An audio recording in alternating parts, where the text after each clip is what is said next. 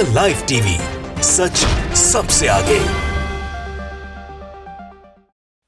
दोस्तों, उत्तर प्रदेश में चुनाव खत्म हो चुका है। भारतीय जनता पार्टी गठबंधन को 273 सीटें मिली, यानी योगी आदित्यनाथ की सरकार बनने जा रही है। लेकिन इन सबसे इतर जो सबसे महत्वपूर्ण बात है ये कि अब बदले की कार्रवाई शुरू हो चुकी है। उत्तर प्रदेश के अलग अलग हिस्सों में समाजवादी पार्टी के कार्यकर्ताओं के खिलाफ मामले दर्ज किए जा रहे हैं, उनको गिरफ्तार किया जा रहा है, उन्हें प्रताड़ित किया जा रहा है। और इस पूरे मामले के बाद अब जमकर बवाल भी होने लगा है। आज हम आपको दिखाने जा रहे हैं कि कैसे अलग अलग जिलों में कम से कम सैकड़ों हजारों समाजवादी पार्टी के कार्यकर्ताओं के खिलाफ मामला दर्ज कर लिया गया है और भारतीय जनता पार्टी कैसे सपा पर हमलावर हो रही है, जिसके बाद होने लगा है बवाल। नमस्कार, मैं हूं प्रज्वल गौतम और आप देख रहे हैं द लाइव टीवी।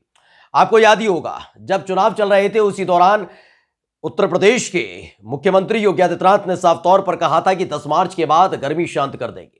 आपने सुना होगा उनकी भाषा शैली को, किस तरह की शब्दावली को वो इस्तेमाल करते रहे थे। जब चुनाव हुए तो अलग अलग जगह पर लगातार ईवीएम से छेड़खानी की जा रही थी। कैसी पूरी की पूरी मशीनरी जुट गई थी भारतीय जनता पार्टी को चुनाव जिताने के लिए, योगी आदित्यनाथ को मुख्यमंत्री बनाने के लिए। और यह आदेश कहां से आया होगा, यह किसी से छिपा हुआ नहीं है। वाराणसी में तो हद ही हो गई थी। लेकिन जैसे ही चुनाव खत्म हुआ है, सरकारी मशीनरी अपने काम पर लग चुकी है। दोस्तों, वो सरकारी मशीनरी इस तरीके से अपने काम पर लगी है कि कल तक जिनके ऊपर जिम्मेदारी थी ईवीएम की सुरक्षा करना, वो ईवीएम को लुटा रहे थे। लेकिन अब जब वहां पर आवाज उठने लगी थी, उनके खिलाफ अब मामला दर्ज हो रहा है। समाजवादी पार्टी के कार्यकर्ता जिनके खिलाफ मामला दर्ज हुआ है, अलग अलग जिलों में, यानी पश्चिम से लेकर पूर्वांचल तक के कई जिलों में हजारों समाजवादी पार्टी के कार्यकर्ताओं के खिलाफ मामला दर्ज हो चुका है, जिसके बाद अब जमकर बवाल हो रहा है।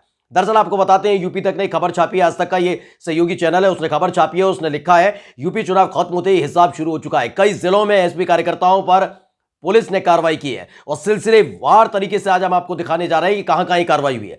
सबसे पहले हरदोई की बात कर लेते हैं। हरदोई में 100 से ज्यादा एसपी कार्यकर्ताओं पर मुकदमा दर्ज कर लिया गया है।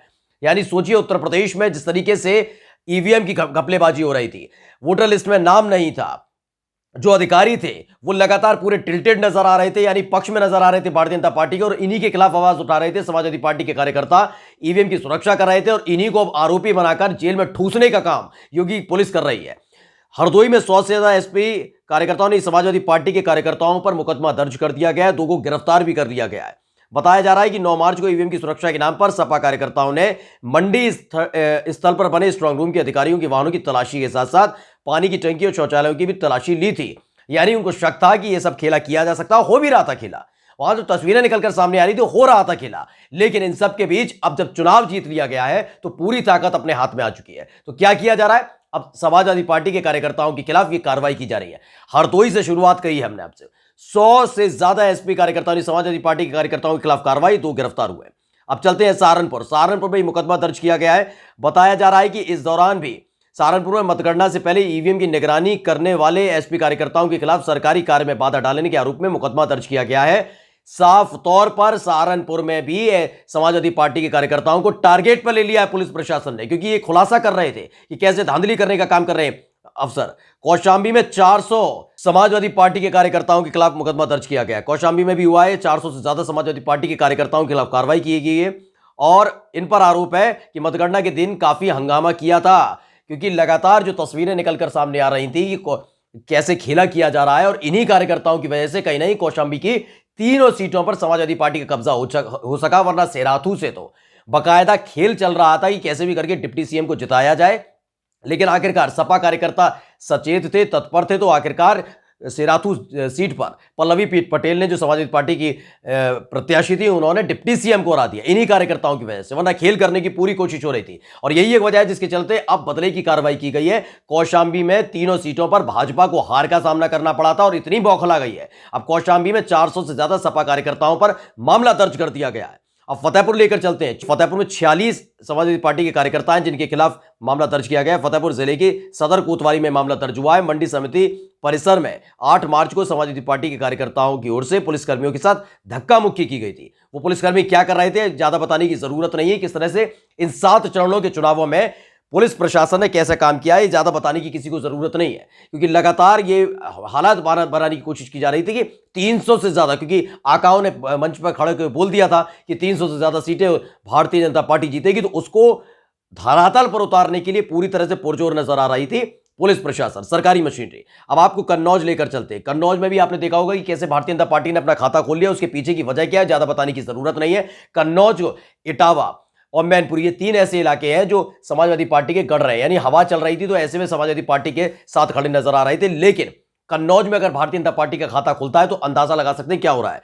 लेकिन अब बदले की कार्रवाई की गई है। 47 ऐसे समाजवादी पार्टी के कार्यकर्ता हैं जिन पर केस दर्ज किया गया है और पुलिस ने कार्रवाई सरकारी गाड़ियों की चेकिंग करते हुए ईवीएम बदले जाने की अफवाह फैलाने और सरकारी कार में बाधा डालने के मामले में की है। इनका कहना है कि ये जो तमाम चीजें हो रही थी ना, ईवीएम बदली जा रही है, ये अफवाह थी, जबकि क्या हो रहा था ये बताने की ज्यादा जरूरत नहीं है। बाकायदा वीडियोज निकल कर सामने आ रहे थे और सपा कार्यकर्ता जब सवाल पूछते थे तो बदतमीजी करते थे पुलिस वाले, और उसी बीच जब धक्का मुक्की हो जाती थी तो उसका बदलाव लेने की कोशिश ऐसे की जा रही है।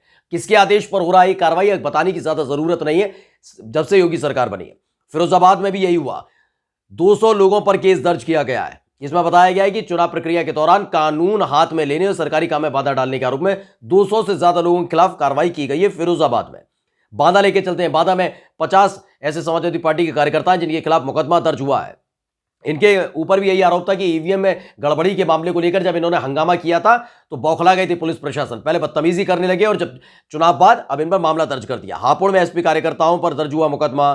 बलिया में भी ये हुआ। बलिया में भी एसपी कार्यकर्ताओं पर मुकदमा दर्ज कर दिया गया। यानी कुल मिलाकर ये 7-8 ऐसे जिले हैं जहां पर मामला दर्ज किया जा रहा है और लगातार ये कार्रवाई की जा रही है, जिसके बाद अब एक्सपोज हो चुकी है पूरी की पूरी योगी सरकार की किस तरीके से काम करने जा रही है आगे जाकर वो। यानी कि जो चुनावों से पहले कहा करते थे कि रिपेयर पर का है बुलडोजर, हम बख्शेंगे नहीं, 10 मार्च के बाद हम ये दिखाएं, ये पद का दुरुपयोग किस हद तक किया जा रहा है आप समझ सकते हो, और क्यों किया जा रहा है वो हम आपको बता देते हैं।